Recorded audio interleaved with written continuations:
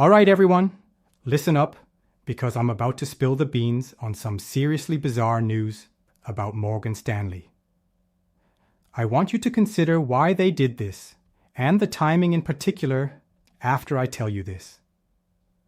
With the help of Morgan Stanley, the demand for gold grew from $29 trillion. Suddenly, or over time, either way. 100 times more gold will be purchased by central banks than by the general public as a result of this historic transition, which will unleash enormous demand and speed up the price spike. This Morgan Stanley 60 to 2020 call is far more impressive than the next time an analyst uses the buying of gold by central banks as a sign of optimistic mood. These staggering stats need to be seen and scanned multiple times in order to grasp their magnitude. So please do so before we delve into today's bombshell revelation. This is why they will review some of these figures and percentages.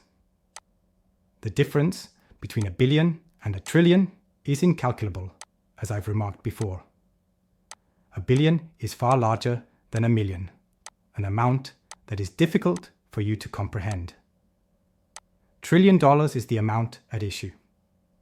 Now, let's take a moment to pause and reflect on this intriguing news, its implications, and ideally, the reasons behind their actions.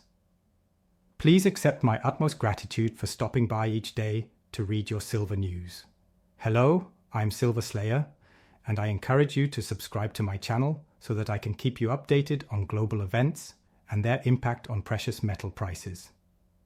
Plus, to ensure you receive notifications whenever you click the bell, make sure to click all of them. My daughter Zendaya and I are now involved in a custody dispute, and I wish it weren't necessary to tell you anything about it. There's a lot of dirt. The legal fees associated with it are exorbitant.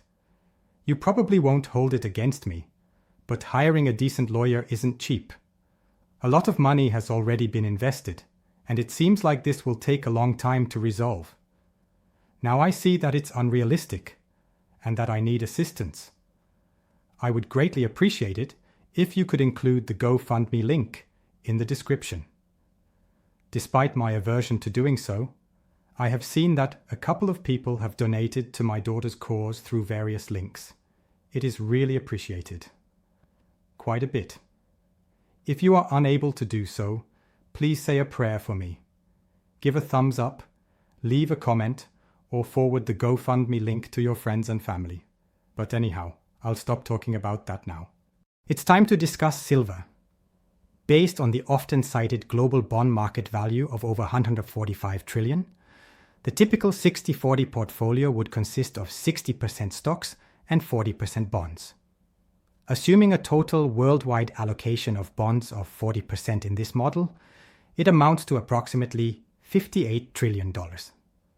The human mind just cannot comprehend that. All we have here are some digital numbers. Bigger than our heads can contain this.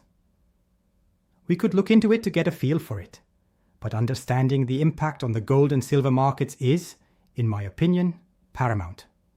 Pegged to gold is silver. Thus, according to the conventional paradigm, 60% should be invested in stocks and 40% in bonds, with $58 trillion going toward bonds out of $145 trillion. Matrix computations ad nauseum. Methodology and computations review. The entire size of the global bond market is $145 trillion, which is assessed against the conventional 60-40 portfolio, which consists of 60% stocks and 40% bonds. According to Morgan Stanley's projection, bonds will receive $58 trillion, or 40% of $145 trillion. The following is the math for the Morgan Stanley model, which includes 60, 20, 20 stocks, bonds, and gold. Half of the $145 trillion would go into bonds, or $29 trillion as a result of the 20% reduction. Sell our treasuries and use the money to buy gold, according to this, edited by Morgan Stanley. Some of my less intelligent readers may not understand this, but it is something that China and the BRICS are also doing later on in the story. the reduction in allocation from $58 trillion to $29 trillion. I mean, surely he's referring to us. Things like this have their purposes.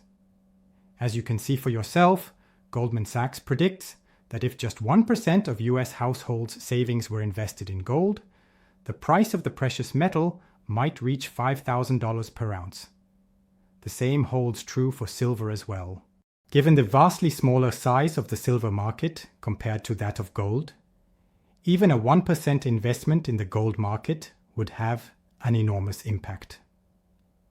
With 932,000 contracts with the SLV on the COMEX, we are talking about one of the most powerful countries in the world, Saudi Arabia.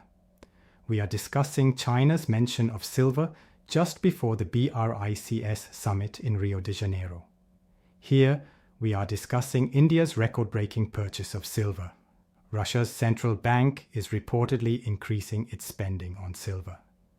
I mean, every nation, every superpower, every major bank, and every successful investor, isn't it?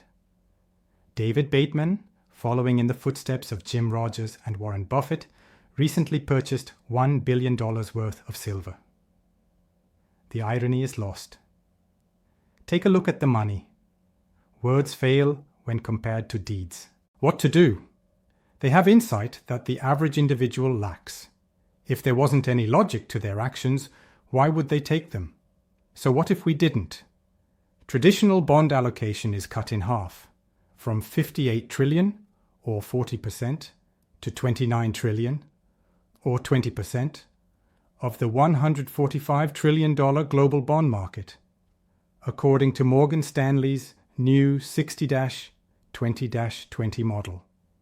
By cutting this record bond allocation in half, from 58 trillion to 29 trillion, Morgan Stanley's new 60-20-20 portfolio converts trillions of dollars worth of demand for traditional bonds into fresh purchasing power for gold. That is enormous, almost equal to the total debt of the United States. About $37 trillion is owed to us. It is time to get dirty and jump in. In today's editorial, let's delve someplace between the surface and the depths of our intellect. Engine on X for Wall Street. As gold and silver gain popularity, I believe it will happen eventually. And if even 1% of the money that American households have in the Treasury were converted into gold, the price of gold might reach $5,000, according to Goldman Sachs. If gold reaches $5,000, silver will follow closely behind, albeit at a lesser extent. Therefore, gold's value increased tenfold that day. The beginning of a dramatic revolution in global banking was marked on September 16, 2025, when history was recorded in real time. The classic 60-40 portfolio was publicly declared dead by Morgan Stanley's chief investment officer, Mike Wilson, on that day, a whopping 2.25 weeks ago, although it felt like an eternity, shattered decades of Wall Street orthodoxy. There was a new plan that he revealed in its stead: 60% stocks, 20% bonds, and the most shocking part, 20% gold. That wasn't the opinion of some radical left-wing thinker. Morgan Stanley was this: the rules have changed, and gold is no longer seen as an afterthought, according to this institutional giant's signal to all investors. This historic proclamation, like a shot heard across the financial world, will reverberate for generations as the beginning of gold's unprecedented price explosion. Take this seriously. The moment when everything shifted. What if something happened that was so huge and unexpected that it altered the course of financial history? For example, what would the implications be? And is it even possible for half of the world's bond market, which is worth more than $145 trillion, to switch to gold? This is why it matters. Bonds fall, gold rises. Trust, liquidity, and stability are the pillars upon which financial markets rest. For many years, bonds were the most reliable security blanket available. On the other hand, picture governments and other organizations selling their bonds for gold in a mad dash. So, what's the plan? The gold market is extremely sensitive to shock waves, price implications, and even seemingly little changes. Just 1% of the US Treasury market may send gold soaring to $5,000 an ounce, according to a recent prediction by Goldman Sachs. What then would happen if 50% of the bond market were to switch to gold? The first place to start is at the top of this page. How would that impact investor mindsets and portfolio models in the markets? In particular that, financial market psyche. Why are they acting in this way? Something is known to them. Am I only supposed to do it for you? The real action is happening across the Pacific Ocean, so let's hop on a boat and go see. Although the Morgan Stanley decree is a major factor in the gold price's recent surge, there is another driver. The tweets of Eric Young. The inevitable dollar price appreciation of physical gold will become clear once people comprehend that the future survival of countries in the global south is dependent on gold as collateral for their cross-border commerce. Primary drivers are a sense of necessity and the need to survive. Additionally, this is the pinnacle of intelligence tests for the common folk. Just so we're clear, I have a question for you. Let us know your thoughts in the comments section. I was wondering if you also put money into gold, silver, or platinum. I was wondering if you had a ratio if you did. I was wondering if you had a standard. You can expect to gain 1 ounce of gold for every 100 ounces of silver.